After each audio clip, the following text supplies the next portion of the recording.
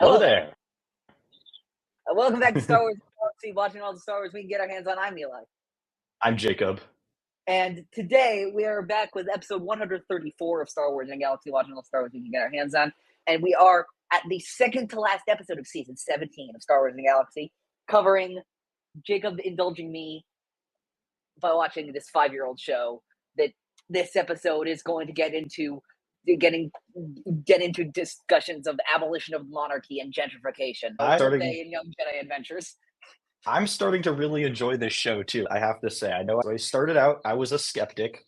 I was definitely a skeptic, but this show's a lot of fun. It is a lot of fun, and One of the I would reasons definitely that watch this if I had more time on my hands right now, to be honest. Like, I'd I watch it think on my one own of the time. I think one of the reasons that that I think there's a better chance that's happening, honestly, is because you, unlike me, I'm choosing the episode, taking the episodes out, so the boring ones you don't have to watch.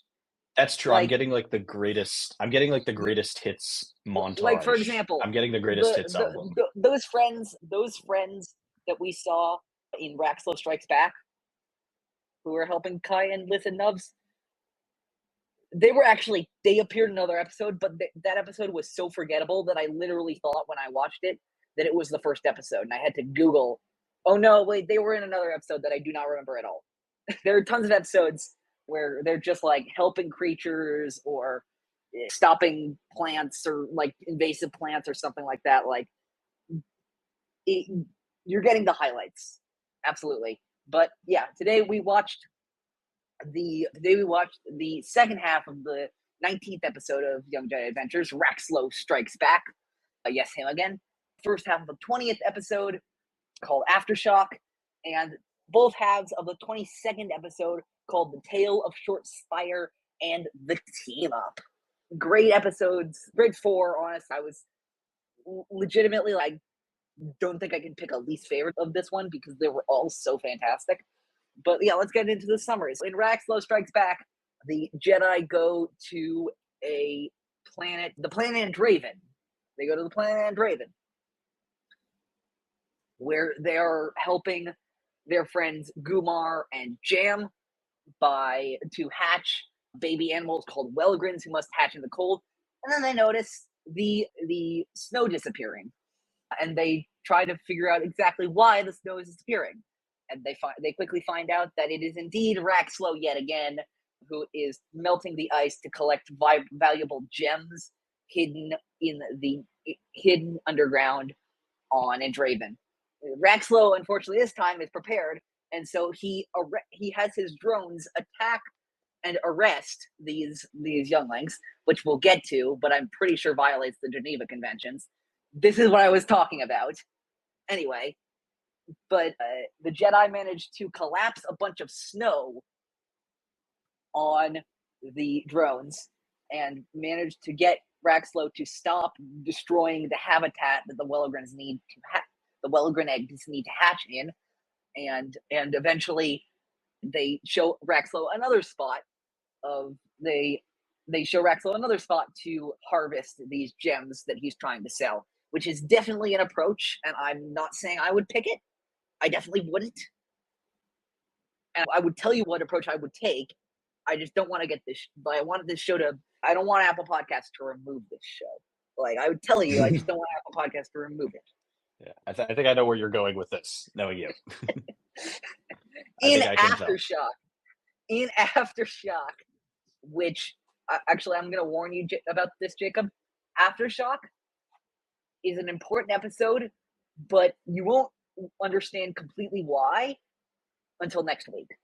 But yeah, there's an earthquake on the planet of Vundala, and Kai, Liz, Nubs, and Master Zia go to try to help the citizens rebuild, but it's revealed very quickly that they are not getting help from the royalty of the planet, Queen Daphne and King Picor, who eventually sick their young son Cyrus on the job, who the Jedi show the plight of the village, and he eventually defies his parents to get supplies from the extra father stable that they were building to go and help the villagers with repairs, while Master Zia keeps them distracted with news of this shiny, sparkling space station called Starlight Beacon, which we've, of course, saw in the last episode. They eventually back down once they realize that the people are watching how they treat them, and they don't want to go and they don't want to go the way of the French Revolution.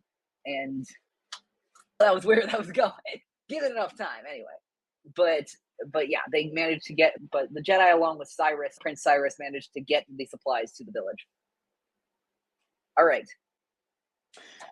In the Tale of Short Spire, we kick off with the Jedi having some fun flying around the spires of Batuu with a good old Nash Durango. The Younglings are on Batuu to meet Jedi Master and esteemed Jedi scientist Master Drow and his Padawan Celesta, who've been spending their time absorbed in their scientific experiments on the Batuu Temple. So much so that Celesta complains that she hasn't been able to meet the people of Batuu and make connections with those living on the planet.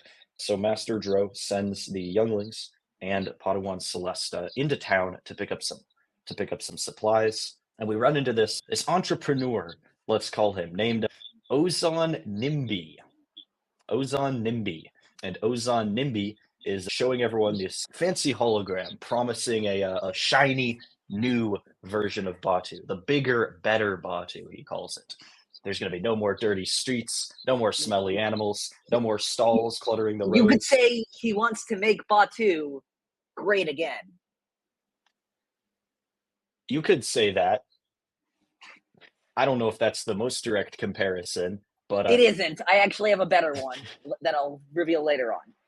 Nevertheless, with his very, very pointed, he's selling people on this idea of Batuu, but the people of Batuu are very reluctant because he wants to chop down the spires to make it happen. And the people of Batuu, the Batuians, they love their spires. Get some pushback for that. But meanwhile, a local boy comes to the Jedi with alarming news that there are droids in the forest cutting down these stone spires, the Batuu spires, for which Black Spire Outpost gets its name. The Younglings have to destroy the droids as they attempt to cut down the spires.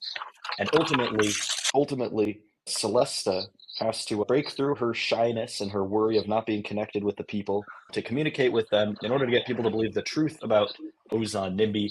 And the townspeople of Black Spire Outpost rally behind Celesta to destroy the cutter droids and save the beloved natural ecosystem of Black Spire Outpost. Next episode, final episode for today, is the team up. We have our droid friend OGLC flying back to Tanu with a ship full of artifacts for the Jedi to archive and study. However, as he is flying in, here's Tabor once again. Tabor and his gang shoot down the ship, and they make off with the artifacts before the Younglings can get to the ship. So Tabor, of course, goes back to his favorite pirate haunt, and he's flexing all the artifacts that he stole when who but the Comet Runners show up, the greatest pirates in the sector, according to Tabor. Tabor is fanboying out over meeting his heroes, but they end up stealing the goods from him, and the Jedi who are tracking down Tabor to try to recover the artifacts find him tied up. So the Jedi and Tabor actually team up to track down the Comet Runners. Tabor's crew and the Jedi are getting along swell, but Tabor is adamant that they aren't friends. And by pretending Tabor is adamant that they're not friends. They make it to the Comet Runner's ship. However, they are tricked into being trapped behind an energy shield wall, and they're imprisoned.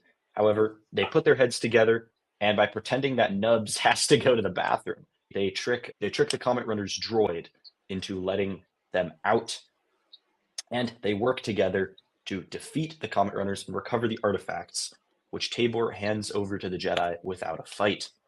And in the end, with Tabor and his gang taking off in their ship, the Jedi are left wondering about who is the real Tabor and why does he do what he does. So these are some really good episodes. I think there's a lot. They're really good. Legitimately, I love all four of these. Starting off, I will say, Raxlo Strikes Back. Go ahead. I was going to say, starting off, Raxlo Strikes Back. I wrote my notes, finally a creature-focused episode, but I only put this in because fuck Raxlo. And I have to say, these Welligrans, the spiced up steel walrus hybrid creatures that they ride. I love these things so much. These might be my porgs, to be honest. The Welligrans might be my porgs. They That's are very so cool. cute. They are Yeah. so fun. I am such a fan I of actually them. like the species that I actually like the species a lot. Oh, they are adorable. I like the species that Gumar and Jam are. I looked up their species. It's not named. Yeah, no, we actually saw them. There's another episode if anybody listening or if you want to go back. There's another episode where we see it's another adventure with Kai, Liss, Nubs, Gumar, Jam, and the Welligrans called Liss and the Snowy Mountain Rescue.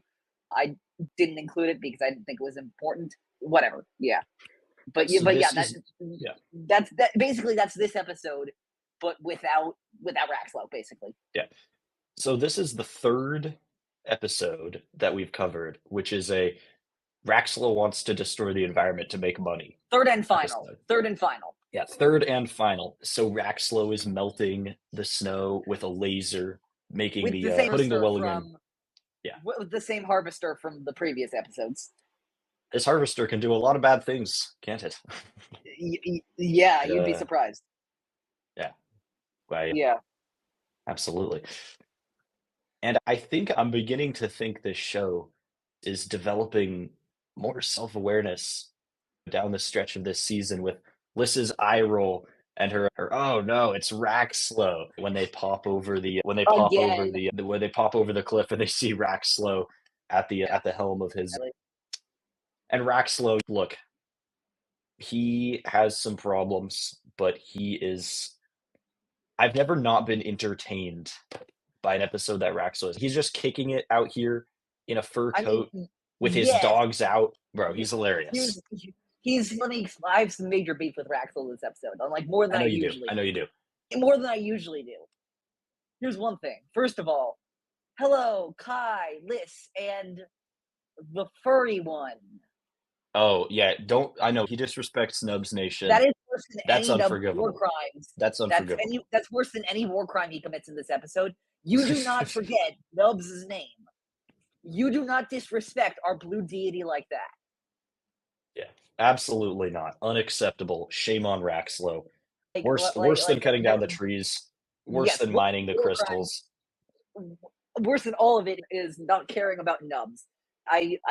There's this point in the episode. There's a point in the episode where he goes, "I do not understand the furball," and I wrote in my notes, "Get ready to understand the cold clenched fists of death, you non-flying fuck." Because after Nubs Nation comes for you, you'd have wished you had learned his goddamn name. Oh my god. Yeah. Nubs Nation for the win. How must he feel to see the Jedi again? He's 0-2. He's about to be 0-3 against a bunch of kids. Yes, and look, against a bunch of kids. Yeah, and look, here's the thing. Yeah, no, he is seemingly incapable of learning his lesson. Yeah. Isn't that kind of the point? That no matter how many times we learn these lessons, whether it be science that teaches us these lessons, whether it be communities affected by environmental racism and habitat degradation, whether it be natural disasters of increasing magnitude, death toll frequency, the Raxlos of this world never learn. I think that's absolutely. Almost the point of this. That's unequivocally the point of this. The point of this episode. Yeah. To me, is that Raxlo never learns because they spell it out for him in pretty plain terms each and every time. And they do. Although I wish they'd spelled. He doesn't check before he. Yeah, he never checks before he leaps, and they get into that in this episode. And I'll explain some of the issues I have with this episode, actually, with some of the resolutions of Raxlo. Which I don't think the resolution with Raxlo is bad. I just think it could be done more. I think they could actually do more. Yeah, it's like a mainstream Disney kids show. I feel like. Yeah. I feel like given who's sponsoring it, who's making it, I feel like it was about as I wanted it to maybe be a bit more radical. I would say. I'm not saying like radical. Like I'll leanings. Explain this later in the episode. I would have loved. Here's what I will. Actually, I'll just say it right now. Because here's the thing. The point that they end up making in the episode is, hey, you should really ask permission before you do this stuff that may be harmful for people's environments. Yeah. What I wanted the lesson to be, and what I think the lesson should be at this point is, hey, maybe you should find a different way to make money that doesn't harm so many environments, so this doesn't keep happening again. Yeah, I agree. If we're gonna fast forward a little bit here to the ending, I do feel like it's a very it's what they're giving us here is a sanitized and simplified and idealized version of Yeah. environmentalism. Yeah. And you're right, the message here is that the only problem is not that this is happening, but it's about where it is. And to be honest, those are great points. And look, if it's a choice between not listening to local stakeholders, people affected by whatever it is you're doing, and listening to them, of course. But clearing the snow and mining all these crystals, it's gonna cause harm either way. Yeah. Doing something like this in the real world would cause harm either way. And I wouldn't mind so much if this show also didn't have another episode that we discussed this week that basically says fuck the monarchy.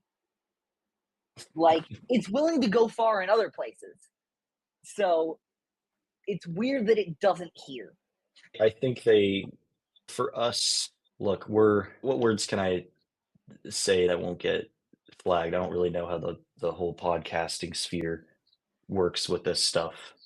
We have our views. We know what we know, and we think what we think about systemic issues. I think it does disseminate the most important parts of Yeah. the environmentalist message, even if it shies away from really grappling with what is the entire system economically, socially, what kind of systems are in place that leads to this sort of practice to begin with, or the idea that the onus is kind of the balance is tipped so far in favor of these more exploitative practices that the onus is on Yeah. local stakeholders to prove that something is harmful to the degree that it needs to be moved, rather than the question being, is there a real need to do this in the first place? That being said, Yeah. I like what this Here's the episode thing. did. I'm saying in no I far from hate this episode. I really do like this episode. This is my in a galaxy brain talking. Very much like, I'm not going to complain that they didn't fully cover like the economics of environmentalism on a show for 5-year-olds. I just want to make We that can't go. absolutely clear. I Yeah, like the we reason can't really go like full. We can't really Yeah. go full Jaden Smith on this show in particular. I'm the only again, the reason I'm bringing it up is because it's in a galaxy and that's what we do. But I don't actually think this is a problem.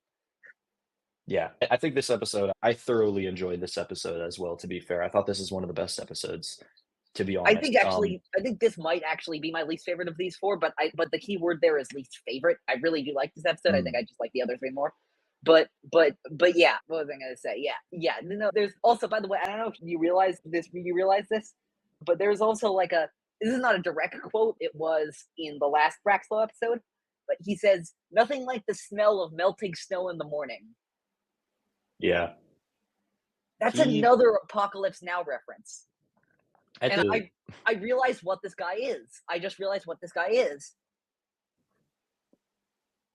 He's a finance tech bro whose favorite movies are Apocalypse Now and Fight Club, and he completely misunderstands what both those two films mean. So he's like a space film. He's like a space film bro as well. Yes, he is. I think his top four on Letterboxd, like Joker, Wolf of Wall Street, and then the two that you mentioned. Well, I would actually include Zack Snyder's Justice League as one of those, but familiar. But I know people talk about the Snyder cut. Yeah, no, that's a snake pit that I can't touch, to be honest. Yeah, I know people have very strong feelings about that. I'm going to stay out of that. I'm not saying that everybody who likes the Snyder cut is dude broy. I'm saying that the Snyder cut attracts, and Snyder's work in general. I don't know the guy, of course. But Snyder's work attracts a lot of dude bros. Yeah. Whether he is like a dude broy guy himself or not. Yeah. Anyway, but yeah, no, but I love how Raxlo always spells out his evil machinations so precisely, so frankly. this area has the most rocks, so I'm just gonna keep digging here. I don't care about the eggs. I just want to make money. Like, It is a look, 5-year-old show. You've got to spell that stuff out for yeah, them. but it is. I don't know. Raxel's a vibe, to Yeah. be honest. Look, the Yeah. alien music that he has going in his harvester that the Jedi turn on, that's a bop. He has good taste in music. Yeah. And he has I, the I, good I sense love to say, being, "Don't interrupt me when I'm monologuing" yeah. as well, which is a banger of a line. You know what I connect that line to, because you know what that line sounds similar to me, right? Not sure. You can't trust anyone, especially your heroes. You oh whoa, you sly dog, you got me monologue. I just well. Oh, yeah, This maybe a guy, little by bit. the way, Raxlo is such a film bro that he watched The Incredibles and genuinely thought that Syndrome was the protagonist. Yeah, I haven't watched that movie in too long to know what that It's the means off the top of my head. But Syndrome is the villain who says oh that. yeah, in the first one, yeah, you're right. I remember Yeah, in now. the Yeah, first one, yeah. He definitely thinks that Syndrome is the hero in that story. But yeah, no, there's another line that speaking of on the nose lines, I love the every time I have a big new business idea, you somehow show up and tell me to stop, and without an ounce of self reflection at all. Just completely just saying that completely deadpan. yeah. Look, I am excited for Raxlo's sort of redemption here. Like, he actually does move his crawler. He Yeah, has some fun with the baby seals. yeah. He moment. I feel But here's the thing: the redemption for me is a little softened by what I've wanted to get through this whole episode, and what I've been teasing for weeks. This man, in pursuit of getting the gems, violates the Geneva Conventions. this I is do Star not Wars. care. There are no Geneva Conventions. Everyone Yeah, violates the Geneva yes, Conventions. I understand that. I'm not saying, oh my god, it's unprecedented that he do this. I'm saying, look, he was doing some pretty shitty things in the last episode, Yeah. but he straight up attacked children in this episode, which is I couldn't find the exact text of that being a war crime, but I know it is. You don't attack, and nobody, by the way, listen to this episode, give me, oh, they were Jedi, crap. No, they were children. To be fair, they were also trying to fight him. Like, But like, ultimately, they're just throwing hands. Like, we know what's up in this yeah, show, I feel like. but it's still there's still a level of like they're children, and like also we don't exactly know. First of all, they never use their lightsabers to hurt anybody in the show, and second of all, by the nature of their lightsabers, because remember, Yoda gave Kai his training saber, which cannot kill somebody and can only like mildly injure somebody, and putting up that kind of resistance, like to fulfill your is just if it's not even if don't want to consider a war crime, it's a new low for Raxlo. But it's bad even for him. But yeah, the other thing I was going to mention in this episode is God. This is just funny to me. When the younglings try to sneak back onto his harvester, they are Yeah. such horrible. They're so bad at stealth. Like they're so bad at it. You would think somebody would give them training at the temple about stealth.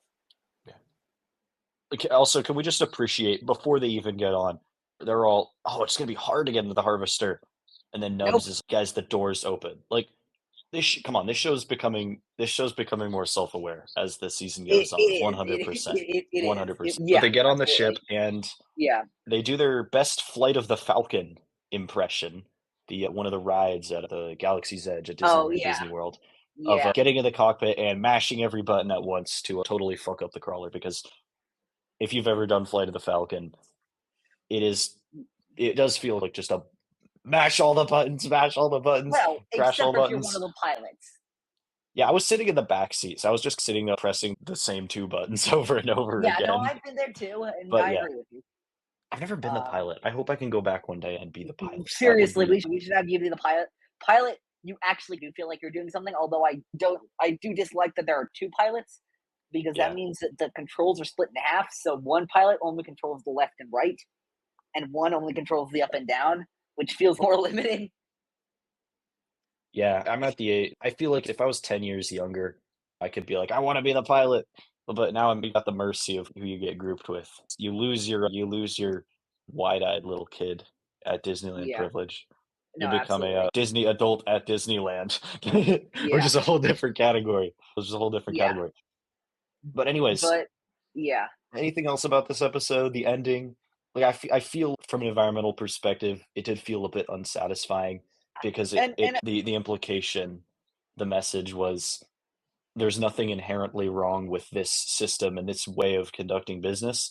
It's just the fact that he didn't ask permission first, which yeah. I don't really think it's true, and I don't Yeah. love the I don't love the implication that there is some kind of what's the word I'm looking for? I don't love the implication that there's some kind of right to conduct environmentally exploitative business as long as Yeah. are doing it in the quote unquote right and fair way, because ultimately there Yeah. is no right and fair way, and that becomes a bigger question of how much are we willing to do to our home to have the things that we need to live a modern life. But again, this is like a 15-minute episode on a show for 5-year-olds, so do we really are we really going to be up in arms about Yeah. them tackling this I in the was gonna wrong way? say it's No, better than like nothing. get out of here. Honestly, it's better than nothing. And Yeah, we're gonna get to way more progressive themes in certain episodes. I'm specifically thinking of the Tale of Short Spire. this episode But was hella fun too. yeah, no, it was fun. I'm not worried about it. Yeah. But speaking of Aftershock. which, Aftershock. yes, So this is where the 2024 episodes of Young Jedi Adventures start. The next um 7, technically, because the last one's a double feature, episodes that of Young Jedi Adventures all released this year. This is our quickest turnaround for Star Wars in a Galaxy in history. We're recording this at the very end of April. This came out in mid-February, as we like to give things a lot more time to marinate on in a Galaxy, to let things marinate, to let things sit with us. But this is the closest we're going to be getting to watching something after it comes out. I believe so. We're recording this before the finale of the Bad Batch, which, as of this recording, will be on Wednesday, and we will be watching season 3 of the Bad Batch for In a Galaxy starting at the end of this year. So it'll be about 6-7 months after Bad Batch ends that we'll be watching season 3. So it's going to be a while. And the next thing we're doing is Jedi Survivor, which actually on the day we're recording this came out exactly 1 year ago. So yeah, we're doing a lot of recent stuff on In a Galaxy, Survivor, Andor, and Bad Batch Season 3, but they've all had time to sit. I've played Jedi Survivor multiple times. Jacob knows the story. I've watched Andor. We watched Andor when it came out. Bad Batch as show, well, by and the all that way. kind of stuff. What? I said best Star Wars show, by the way. Hello, darkness. Eli's making a pained expression and furrowing his Anyway, brow on the video call right now. Anyway, moving on. But yeah, Aftershock is the first one, and yeah. So yeah, this one released all the ones from here on out released this year, which is weird to say. We're closing in. But yeah, so they go to Wundara, and yeah, they're rebuilding this village. I like the little Last Jedi reference where their father's there. Fun little reference. I like seeing the fathers again. Yeah, they're cool creatures. Where do you want to start with this episode? Gosh, I don't know. I think so. The monarchs in the spire, they're being greedy. They're not lending supplies to the farmers down below. It's a tale as old as time. It is. I said as a response that Liz said, the king and the queen aren't sharing with you, but they're your leaders. And then I said, Liz, my sweet summer child, let me introduce you to a little something called colonialism. This is exactly how it's supposed to work. Yeah. So we have this monarchy, and from the get-go, it's pretty dysfunctional.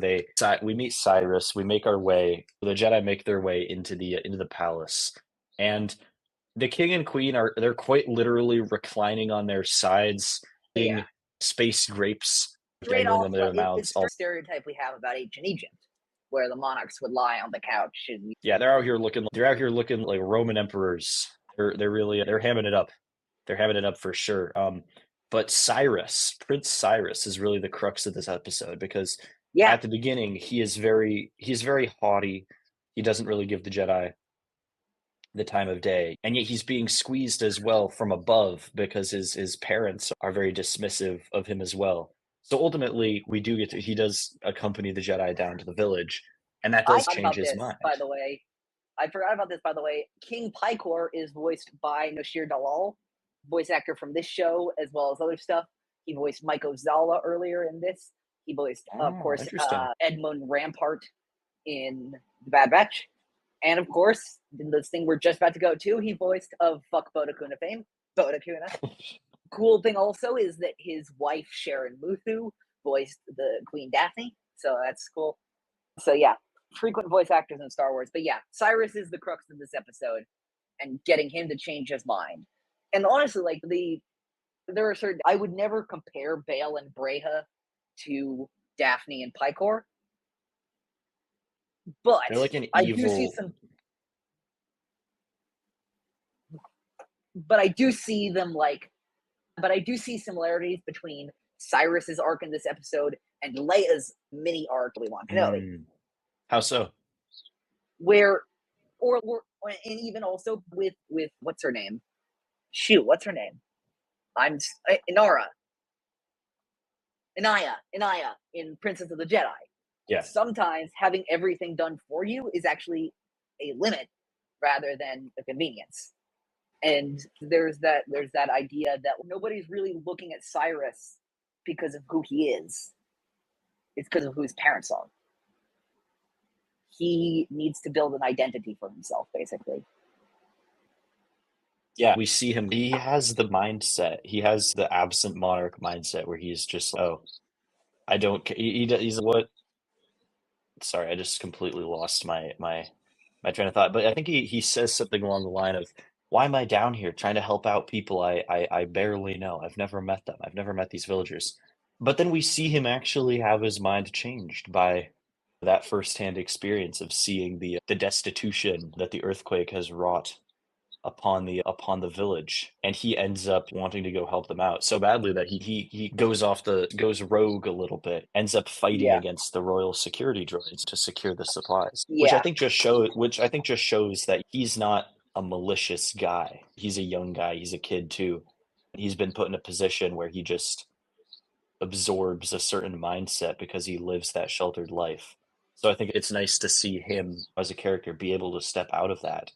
And he has that moment that I think is the most important moment in the episode. Maybe he has that moment with Kai, where Kai gives him a pep talk because he's getting down. He says, "People think I'm like just because I'm the prince. People look at me a certain way, but then I also have no power." When it really does feel like he's trapped between the isolation from the surrounding community, combined with the lack of power that he has.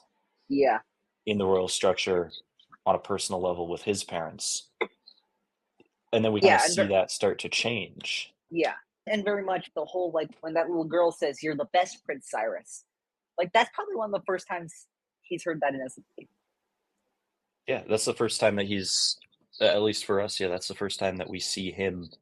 He realizes what his life could be like if he does the right thing. And if he reaches out, if he does something uncomfortable, if he steps outside the role that's been prescribed for him, if he opens his eyes. That's powerful. That's powerful for him. Yeah. And then I don't know. The resolution to this episode is I feel like it just comes about pretty easily. Well, the king yeah, and but queen end up just saying, I think the king and queen's concession, I think, is actually a little bit more believable than Raxlo last episode. Like, once they saw that people were going to turn against them, they were like, "Oh, of course we're going to do the right thing." But they had to be basic. They had to, like, they had every opportunity to do the right thing, and it's only basically when they were forced to by their own son did they do the right thing. Yeah. Reminds me actually a lot of freaking Senator Dagonet in the first Tales of Jedi. It's complete realpolitik from their perspective. Yeah. They're just like, oh god, now we're surrounded by people who hate us. We got to get ourselves out of this situation without making people more pissed at us. That's all it turns out to be. By the way, that wink that Zia gives them, the younglings, when she realizes what they and Cyrus have been up to, Like, Zia is one of those characters that in my mind has a magical wink. It's I see you, and I acknowledge what you're doing, and I'm really proud of you. It is the same energy as the wink Ahsoka gives Ezra in Future of the Force when she steps in. Basically, you did good, kid, but I can handle this. Trust me, just get the kids to safety, and I got the rest. And Ahsoka's here to help, and I just really like that. And yeah, Zia has a magical wink. Yeah, she does. Do you have anything else for this episode we want to review it in general? Because that's all I really no, it's a good episode, and one of the things is I really enjoy a lot of this show so far, whether it's Cyrus or Tabor or Anaya or any of these characters, has to do with these insecurities of kids, or even Kyle and Nubs, you know? Like, we can draw a lot of parallels between Cyrus and stuff Kai's gone through, and Cyrus and stuff Tabor's gone through, and all that kind of stuff. And I really appreciate that it's teaching these kids, these kids are teaching each other, and their mentors are teaching them to like the value of themselves, the value of their self-worth. Yeah, absolutely. I agree. I will say, I don't think that this episode, I didn't feel like this episode was as anti-monarchy as you think it is personally, because once again, we have the same resolution where we can see the harm that this system is creating, because the monarchs have a monopoly on power. They're not beholden to anyone. They're not beholden to their constituents. I guess not really. They're not beholden to their citizens. The citizens don't have a political voice or an organization with which to articulate their needs. But ultimately, it comes down to it, as we see with the difference between Cyrus and the others. It comes down to it being, oh, there's good kings and queens and princes, and there's bad and irresponsible. I also think that Star Wars kings and queens and princes. Obviously. Star Wars is not anti-monarchy at all. And I will say, like, I think that Star Wars is anti putting power in the hands of people who don't deserve it. I think that they view, like, look at all the other monarchs we see in Star Wars. The major ones I'm thinking of right now, Padme, who a little bit different. She was elected, but still. But the other two big ones are Leia and Lee Char. Yeah. And both of them are great. But that's because they earn their spots as leaders. Even though they did have the hereditary, they were born into it, they earned the respect and trust of their people. I agree, but in my view, the idea that I feel like that's a fantasy. Like, it is a fantasy. And I think what I would say to that is then the real criticism should be, of course, there are going to be monarchs who are really good and really effective and very empathetic. But that's what a monarchy is. There isn't a way to necessarily differentiate. When an actual monarchy where the monarchs have power, how do you draw that line? How do you make that differentiation? Yeah. You know, and but I don't think Star Wars has really broached that yet. So I don't think that's not really what Star Wars. That's not what Star Wars is about. And they definitely could. Yeah. But they just haven't yet, which I don't like. Yeah. But I think Star Wars is by nature. Star Wars is by nature more idealistic. So I think that it fits, to be honest. It does. Yeah. But Aftershock, good episode, fun episode. Good episode.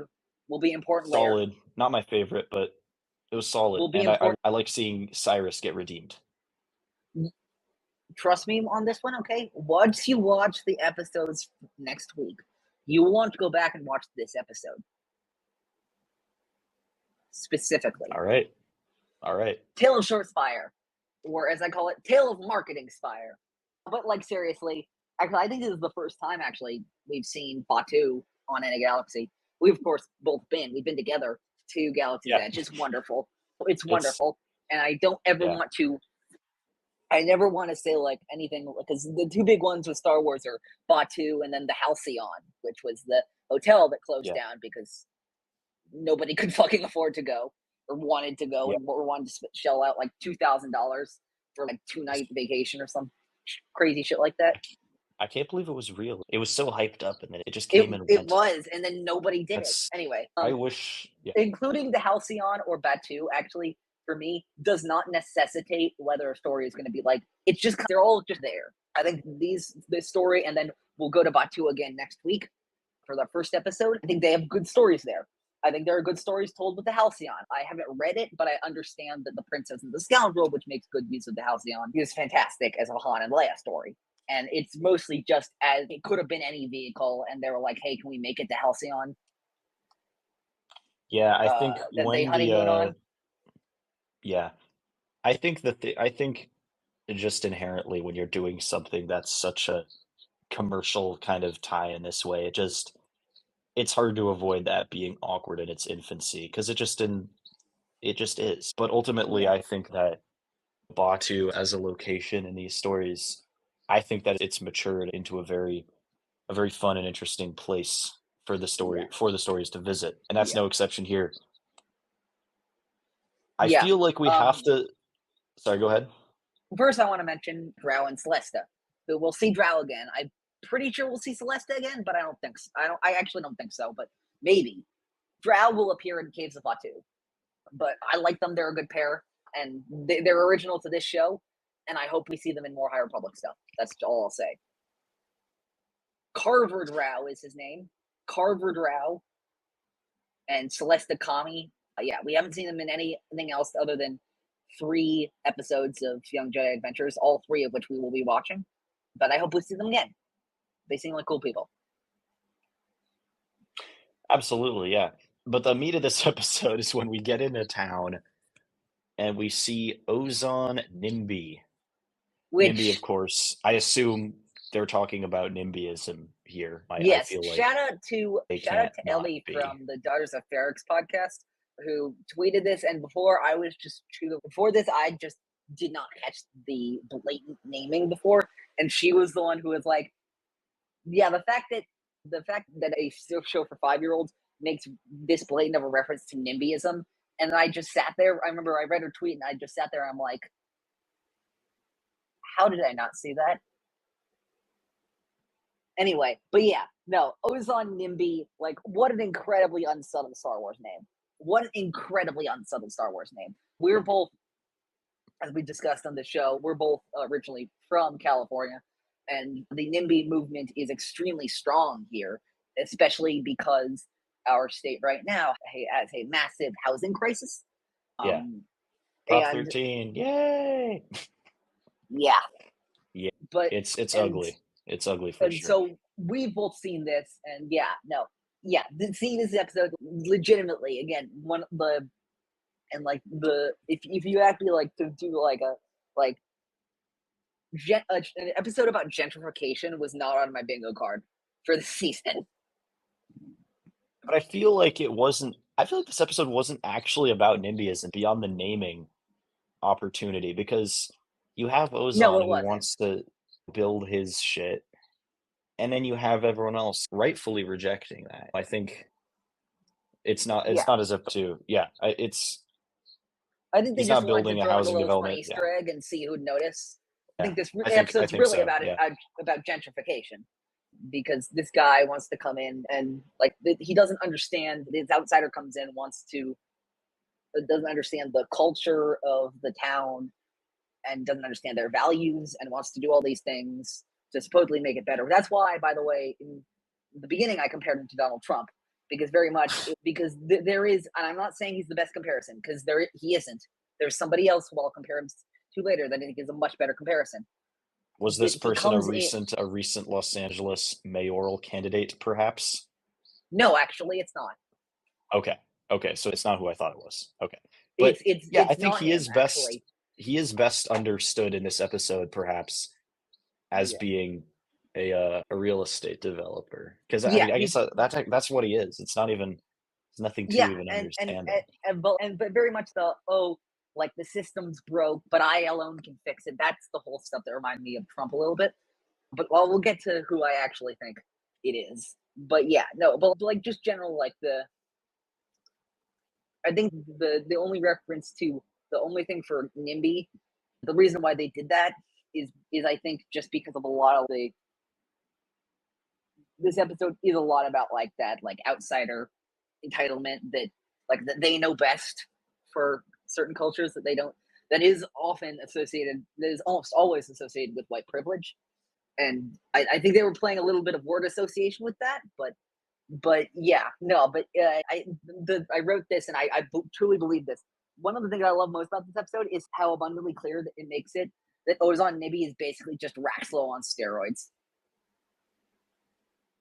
Yeah, except he's playing from the same playbook to accomplish his goals. Like, it's not creative. They all do it, and they all fail eventually. Yeah. But I think another interesting aspect of this episode that we have to talk about is, or I guess I have a question for you, which is, what did you make of Celesta's side of this story? Because she had an interesting journey as well in this episode. I think it's actually it's an interesting arc specifically because we know where this leads. We know where this leads in the prequels, where objectively the Jedi do not communicate with the citizens enough. Yeah. And at least Celesta and Carvin, right? Carver. Yeah. So at least Celesta and Carver Drow realize it soon enough. The Jedi of the prequels don't, and that's why they fall so easily. That's why when Order 66 happens, there are a few people to help them because nobody really cares about them. And I think it's a potent reminder that the Jedi, that their role is first and foremost to be of service to the people. Yeah, I think that ultimately it's when she connects with the people, because it's two-sided, where the people don't trust her because they don't know who she is, but she also doesn't feel comfortable as a Jedi going out into the community necessarily, because there is this precedent perhaps of a certain distance, a certain coldness of the relationship between the Jedi and the locals, because the Jedi get a little lost in their own world sometimes, and Master Drow especially, he's completely just sequestered himself away and doesn't really give a shit, or doesn't see making those local connections as part of the mission. But I think if we I do not think that's actually true. Why not? Because he does come back at the end, and he does encourage Celesta to go out and be a part of the community. Yeah. His excuse is not that he doesn't. His excuse is not that he doesn't do it. Yeah, but he says that he's been, which I'm not saying is like license to not do it. I'm saying that it's not that he doesn't want to. It's that he is inefficiently prioritizing it, which is a different problem. A problem, but a different problem. Yeah. Okay, fair enough. It's a different problem. The core problem remains where the Jedi approach, it's insufficient in this regard, and it's lacking. But I think ultimately, if we want to talk about it in terms of maybe gentrification, we deal with what people like NIMBY want to do. Yeah. That name, oh my gosh. Yeah. Ultimately, I think the message is that leadership on these matters is only as good as who it's actually coming from. And the fight that they put up against the droids ultimately is successful once it's coming from the townspeople of Batuu and not from leaning outsiders. And that is what the Jedi kind of are at the beginning of this episode. But do you want me to reveal who I actually think the best correlation to Ozan Nimby is actually? Yeah, go for it. So it's when he's explaining his evil plans to the Younglings. He says, "We'll have to rename Black Spire Outpost. Maybe No Spire Outpost." No Spire Outpost. So that specifically was like, oh, so he's an eccentric rich guy who laughs at his own unfunny jokes, who wants to mess up institutions that are working just fine for his own personal gain. This guy is Space Elon Musk. Yeah, maybe a little bit. I think the same impulse is there that are. I'm not saying it's a one-to-one comparison, but like the similarities are a little bit too blatant, honestly. Also, I have to wonder, where's the law enforcement of this fucking town? It's Black Spire Outpost, baby. There is no law enforcement. It's the wild. Isn't it? I feel like it's supposed to be the Wild West of Star Wars, just a little bit. It's the Outer Rim. Maybe, but I never Maybe like. this isn't as lawless a time as the prequels. Maybe we're more at this It's point. one of the it's a hideout for smugglers, and I guess you're right. Yeah, you're right, but still. You got anything else for But this episode? no, it's just a fun episode. Yeah, had some food for Ozon thought. NIMBY uses what seems to be proto buzz droids. Yeah, they look very similar. Just Clearly by design. just like the Nile used those proto droidicas a few episodes back. But it was fun. It was very fun. It was good. And Had some stuff to chew on. And some good political, social messaging as well. All right, finally the team up, which I forgot OGLC was in. Actually, I forgot most of this episode. Actually, even though it's very good. Yeah, where do we start with this? Because this episode is really about Tabor. This episode really emphasizes, for one, his indignation with being called a kid by the older baby. pirates. Let's go. The extent, I think this is obviously it's in everything that comes before it. But this is the first episode when we really see the extent of Tabor's motivation being outside approval, his perception, his seeking that status, him wanting to be feared, respected, renowned as a pirate, to the point where being called kid stings more than being locked up and captured, more than the jewels being swiped from under his nose by his idols. It's being called kid that really makes him take this personally, which is of course very telling. These pirates show him up very easily. I think these pirates, to be completely honest with you, and I know we already did a Tabor and the Younglings versus them episode like a few episodes back. Why couldn't they have just been the Gangles? Like, I think it would have just been easy. Like, you didn't have to make a whole new set of pirates. I think it would have just been easier. Like, Cord, that's his name, Cord, who's a Paladuvan, who's the same species as Orsing. That's cool, but, like, I feel like it would have been a lot simpler to just say, oh, it's the Gangles again. We've already established them in two separate episodes, one of which you've seen, one of which you haven't. We don't need the other ones here. I think that's why I forgot this episode, because it's not the Gangles. It's specifically somebody else. That's just me, though.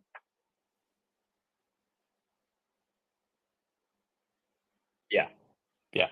The Jedi and Tabor end up teaming up. Yeah.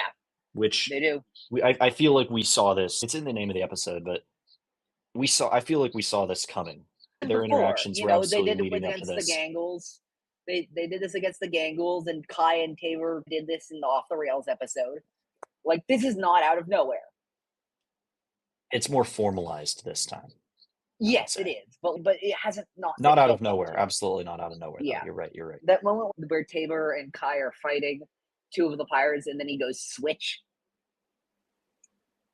and they fight the opposite ones with the Young Jedi Adventures fanfare blasting at full volume. Like, that's cinema, baby. That's good stuff. It's one of those things where it's like where you almost won, and this is honestly, I can tell you even before you know exactly Tabor's story and how it's going to work out in the next few episodes. Yeah. I would love if Tabor basically becomes a part of the crew with the same role that Nash is, except for just extra muscle for the Jedi, and for him to have his own kind of redemption story, kind of like we're getting with Crosshair in the Bad Batch right now. Yeah, I think it's interesting because nothing about Tabor's character at his core pits him against the Jedi other than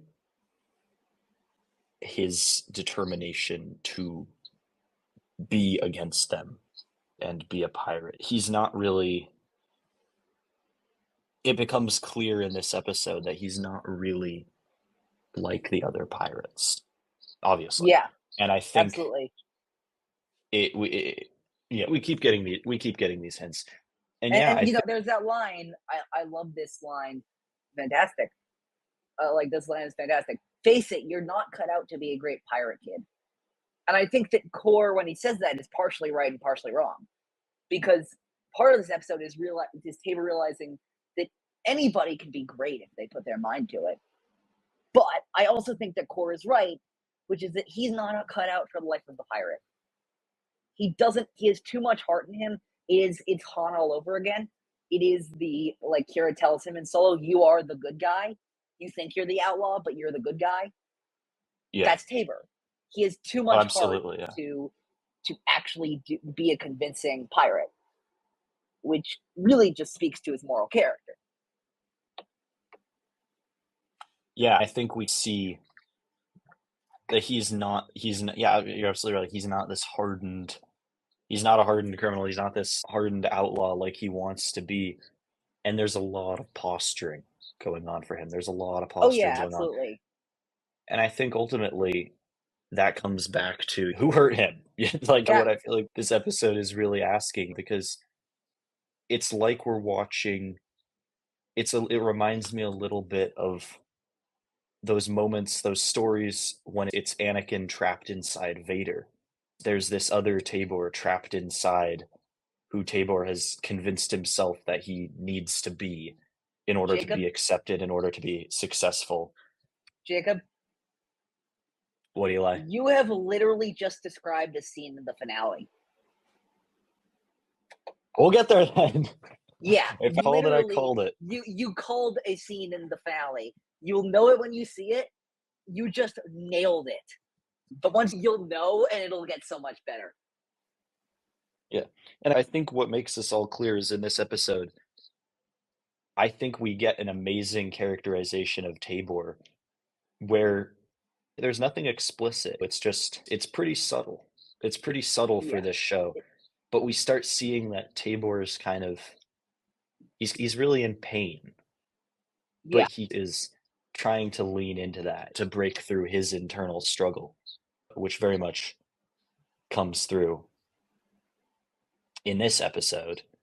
And ultimately, they work together. We have a pretty sweet fight scene. It is satisfying to see Tabor kind of get his back against. I was gonna say, there is that moment, even though I do want him to be a better person.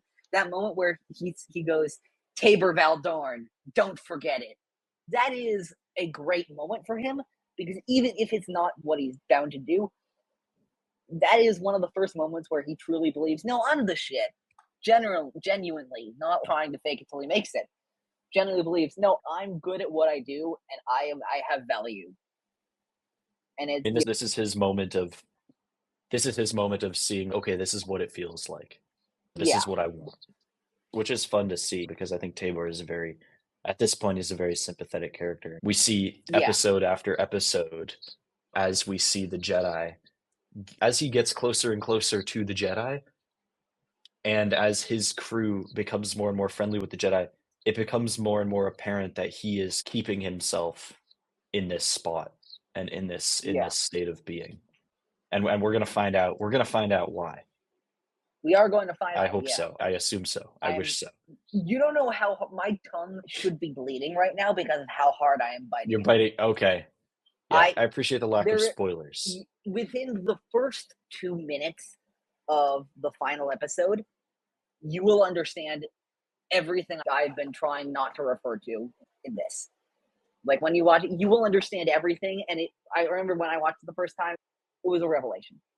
But yeah, for those who know, for those who don't, tune in next week. But yeah, no, Team Up was good. I think that's going to be it for this episode of In a Galaxy. Unless you have anything else. No, I think overall thoughts.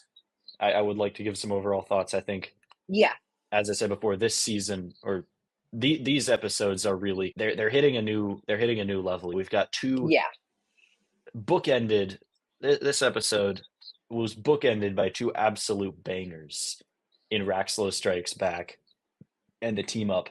The Tale of the Short Spire and Aftershock were very nice as well. But really, in these first and last episodes, I really feel like we're getting to this last episode with Tabor. We're getting to a new level. We're getting somewhere. Team Up is very important for Tabor's character. I agree, it's one of the better ones.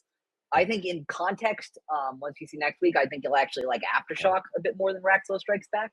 But Well, I'll be looking forward to it. Yeah. But we're getting No, to it's some places that I didn't expect this Yeah. show to go, and that's Yeah. fun and that's exciting, and I'm really enjoying Yeah. this show a lot more Yeah. than I expected myself to. I'm really To be glad. perfectly honest with you. And the fun's going to continue next week with our final Young Jedi Adventures episode. Next week, we're skipping episode 24. No, sorry. We are watching both parts of episode 23 of Young Jedi Adventures, The Caves of Batu, which is basically, I described to Jacob before this, if Young Jedi Adventures did the Rebels episode Path of the Jedi for Kai Star in half the time. It is that, basically. Finders Keepers is the second half, which actually takes place on Braca, believe it or not. And you'll see that Braca has been the pile of junk for hundreds of years. That wasn't just a Jedi Fallen Order Bad Batch thing. It's been that way for literal hundreds of years. And then, all right, fun times. It looks like we're only watching 3 episodes because we're skipping episode 24 because it doesn't matter, because I don't think it's important. But what was I going to say? But The Prince and the Pirate is a double length, or for this show, a full length episode. So it does not divide into 2 parts. It is one long episode, like a Clone Wars or a Rebels or a Resistance or a Bad Batch. So we're still going to be watching the same amount, but it's going to be 3 separate stories instead of 4. Yeah, and then we'll finish up with Young Jedi Adventures, and of course, season 18 will be coming to you this summer with Star Wars Jedi Survivor, which we've already gotten some guest lineup for, and I'm very excited about. Yeah, that's going to be it for this episode of Star Wars in the Galaxy. Thank you so much for watching. In the meantime, you can listen to us on Spotify, Apple Podcasts, wherever you listen to your podcast, we'll be there. If we're not, email us, slbinthegalaxy@gmail.com. You can follow us everywhere at In a Galaxy Pod. You can follow me at my linktree, linktr.e/_OchiFan3. I hope, because I know this is coming after, I hope you enjoyed the story of Skywalker. Jared and I worked so incredibly fucking hard on that, and I'm so excited to see it debut with all of you there, hopefully on May the 4th. Hope you had a fantastic Star Wars day. By the time you hear this, I will have, I'm sure, bathed myself in Tales of the Empire and fucking loved that thing. I'm so excited to find out what happened to Barriss. We're going to have to figure out where to incorporate Tales of the Empire into In a Galaxy. But yeah, I think if there's nothing else, may the Force be with you. Always. Always.